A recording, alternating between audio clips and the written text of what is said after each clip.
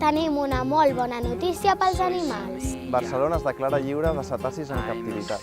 Serà la primera ciutat de l'estat espanyol que deixarà de tenir dofins, orques o belugues tancats en una piscina. Gràcies a Barcelona per liderar el canvi i ser pionera en la protecció dels animals. Gràcies a l'Ajuntament pel seu compromís. Gràcies, alcaldessa de Colau. Gràcies als seus polítics que han promogut o han donat el seu suport a la declaració. Gràcies als ciutadans de Barcelona i a totes les persones d'arreu del món que han signat la nostra petició. Gràcies a les celebritats per donar la cara. Gràcies a totes les entitats que han donat suport a la nostra campanya.